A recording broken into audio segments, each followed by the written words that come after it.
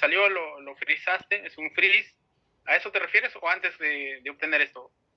O sea, obtengo eso y, bueno, lo frizo. Ya y luego tienes la tu medida, gráfica.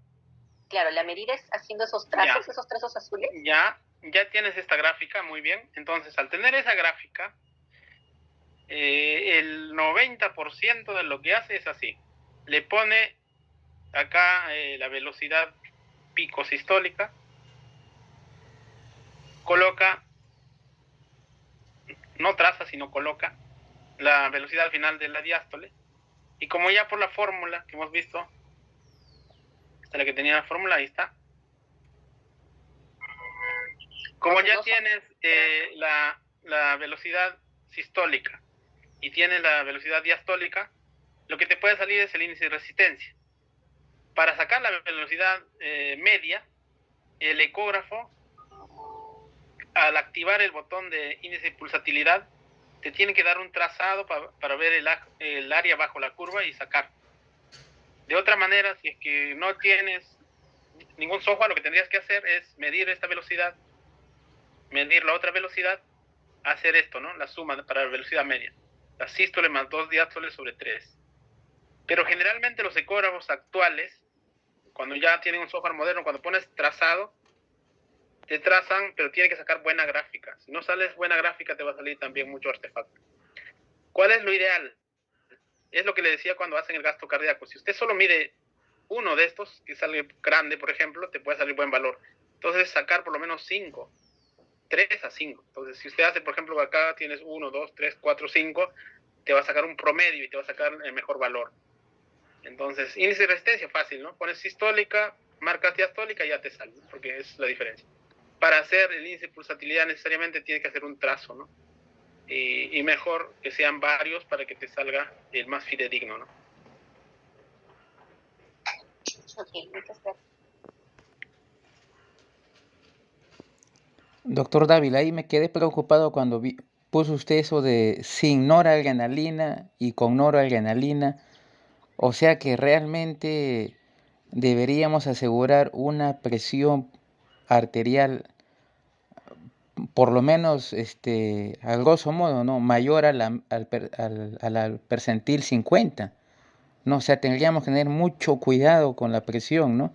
Y claro, obviamente hacer la evaluación, ¿no? La evaluación de cómo va la sístole y la diástole a nivel intracraneal, ¿no? Gracias. Ya, un momentito. ¿Dónde está esta cosa? Esto. Ya, esto.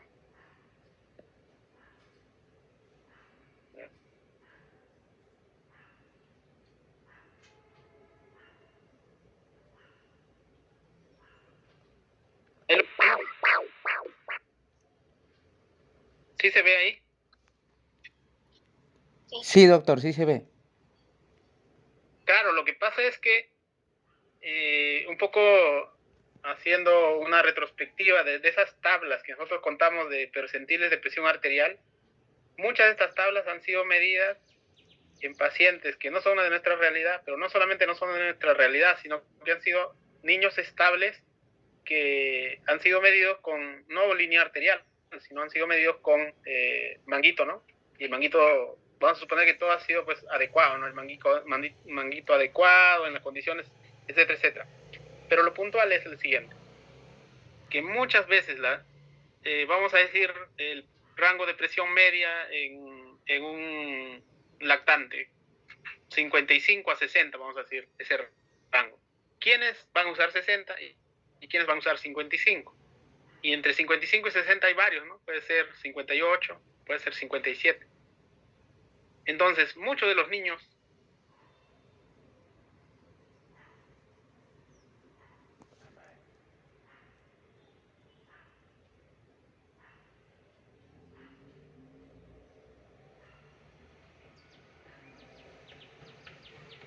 a los 2 años, entonces 45 de media bien baja, ¿no? Entonces, ya pues inotrópico, noradrenalina, ¿no?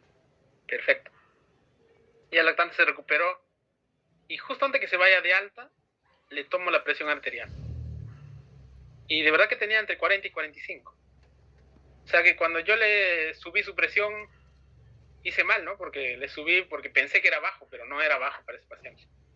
Entonces, cosas así pasan, ¿no? Que muchas veces nosotros creemos que la presión está baja, por decir un 55 de media de un paciente. Sin embargo, el paciente tiene buen flujo urinario, tiene buen llenado capilar, tiene lactato normal, todas las variables haciendo el multimodal está conservado. Entonces, esa presión es el que le corresponde. Lo mismo pasa con el índice cardíaco. Puede estar con un índice cardíaco de 2.5. Pensamos que está bajo, ¿no? Pero no, pues eso le alcanza para tener buena función, ya sea renal, si le das una mirada al cerebro, tiene buena función cerebral. Entonces, no nos guiemos tanto por buscar esos números mágicos, sino un todo, ¿no? Entonces, en este caso de la noradrenalina, por ejemplo, el corazón puede estar aparentemente con una presión arterial media, pero recuerden que la presión arterial media es sístole más 2 diástole sobre 3, la presión arterial media. Entonces, puede que para el corazón sí está alcanzando, pero para el cerebro no.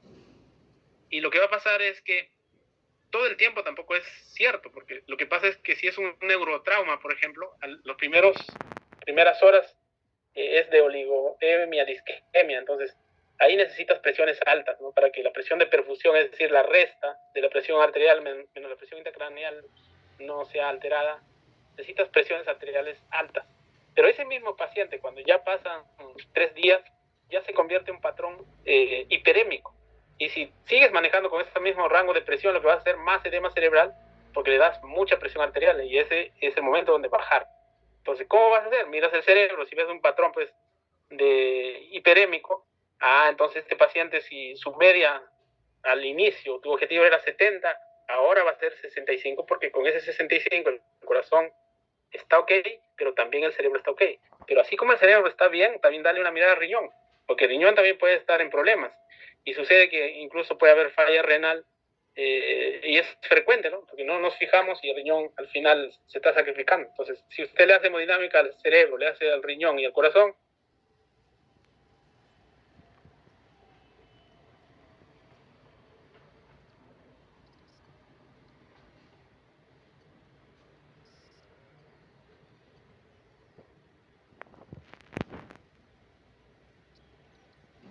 la fármaco, o sea, no va a ser adrenalina para todos los pacientes, por ejemplo. Entonces hay que empezar a usar todo lo que existe, ¿no? En algún momento puede ser dobutamina, o en este caso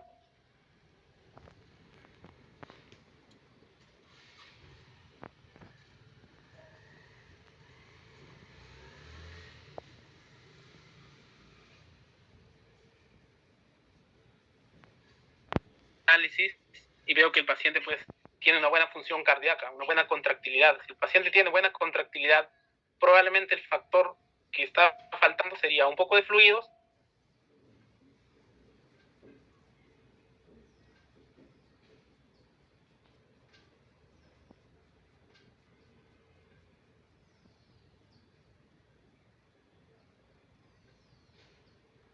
No hay que la fórmula, de acuerdo a la fórmula como está. Entonces esa sería la manera, ¿no? Pero finalmente esa sería la idea, de que sea todo monitorizado, ¿no? Todos los órganos a la vez.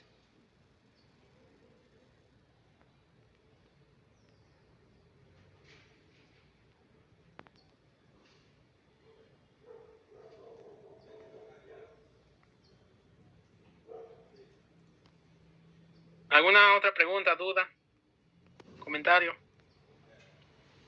Doctor Dávila, por favor, y del caso que presentó, ¿nos podría contar un poquito más? Porque de verdad que también fue muy preocupante, ¿no? Porque aparentemente se hizo lo correcto, o fue malo ponerle oxígeno a ese paciente.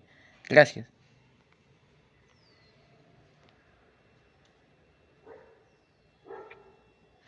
¿De qué paciente, de cuál de los casos me hablas?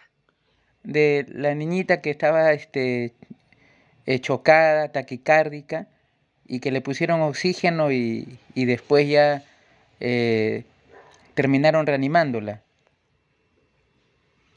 Al principio lo puso, doctor. Sí, el primer caso, sí, sí, doctor.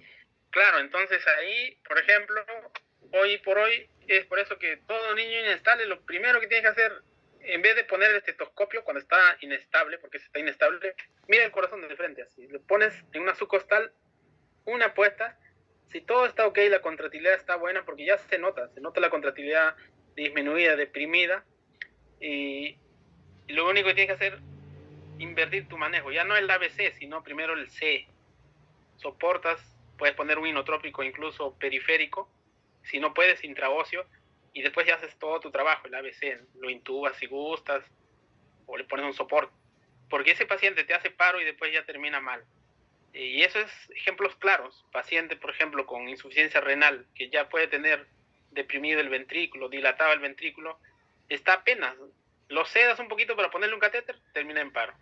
Paciente oncohematológico igualito, que ya de por sí tenía falla cardíaca, lo sedas, le baja la resistencia, termina en paro.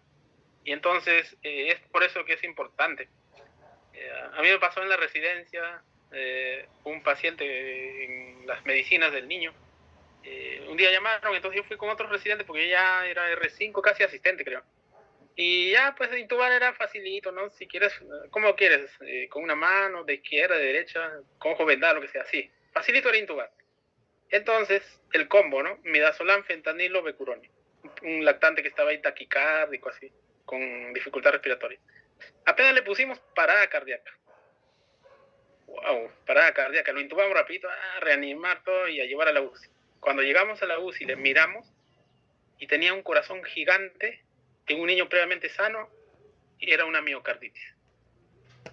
¿Qué pasó? Estaba con falla cardíaca, con la taquicardia, era parte de la falla cardíaca, y lo poco de resistencia que tenía le bajamos con esos fármacos. El midazolam hay que tenerle miedo porque baja la resistencia, al igual que el fentanilo, y el becuronio, el músculo cardíaco no deja de ser un músculo, lo relajó, y combo redondo, ¿no? O sea, bajamos la resistencia y paro cardíaco de inmediato.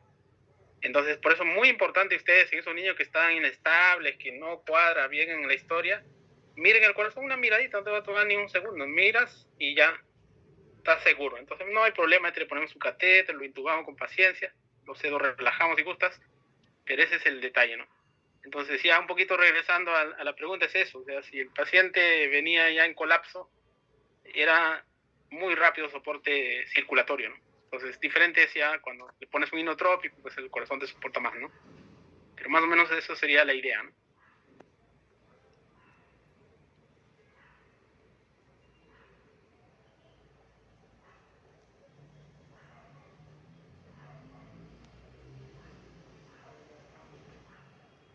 ¿Alguna pregunta, caso que les haya pasado?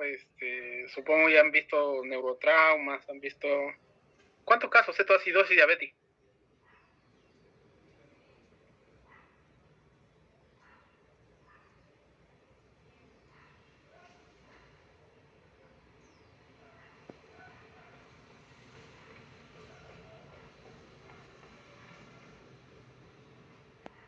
Un poco larga, pero bueno, hemos terminado esta parte.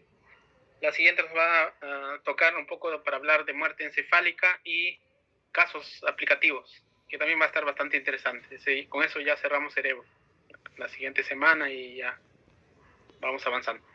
Muy bien, eso ha sido todo por hoy y buenas tardes, no se descuiden, sigan repasando, practicando y es así. El único requisito para aprender ultrasonido es tener empeño y ser perfeccionista. Lo demás viene solo. Así que buenas tardes, ha sido un gusto compartir con ustedes. Gracias, doctor Dávila. Buenas tardes con todos.